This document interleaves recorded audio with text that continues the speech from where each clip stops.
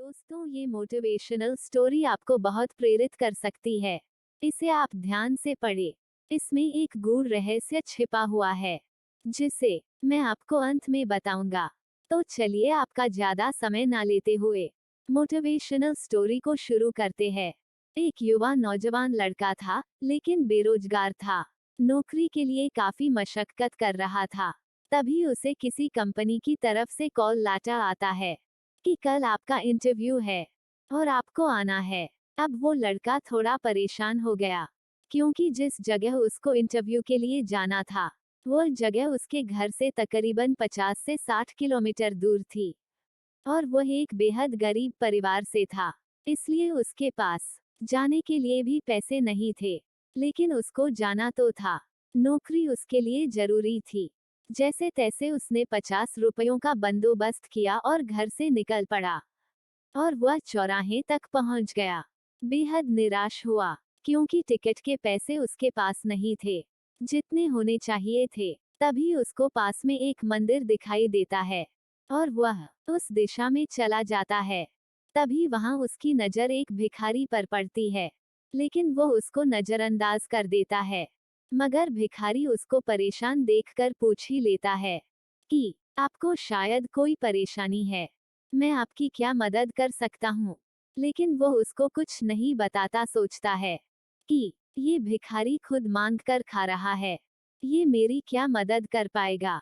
लेकिन भिखारी बुजुर्ग था, तो उसके 2 या 3 बार पूछने पर लड़का मजबूर हो गया ये बताने के लिए कि उसको समस्या क्या है।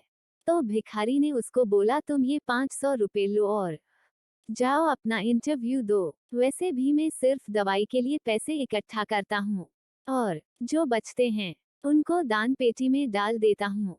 इसलिए मेरे ये पैसे ज्यादा काम के नहीं, शायद तुम्हारी कोई मदद कर सकूं तो मुझे भी खुशी मिलेगी। अब वो वहां से निकल गया और इंटरव्यू में सेलेक्ट होकर जब वो वापस भिखारी से मिलने या उसके पैसे लौटने के लिए आया, तो वहां लोगों की भीड़ लगी हुई थी। उसने पास जाकर देखा तो वही भिखारी था। लोगों ने कहा इसके पास दवाई के पैसे नहीं थे, इसलिए आज की दवा ना लेने की वजह से ये चल बसा। आपको क्या लगता है, उस युवा दिल की क्या हालत होगी? वही जो अभी हमारी हो रही है।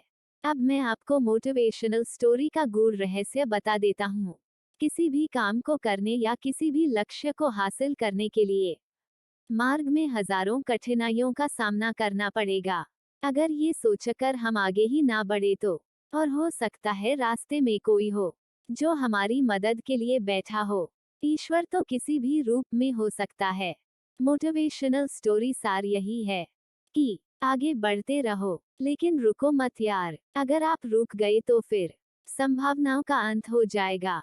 जब संभावना नहीं होती तो आप ही बताइए कि क्या होगा। आपको ये कहानी कैसी लगी? कमेंट के माध्यम से हमें बताएं।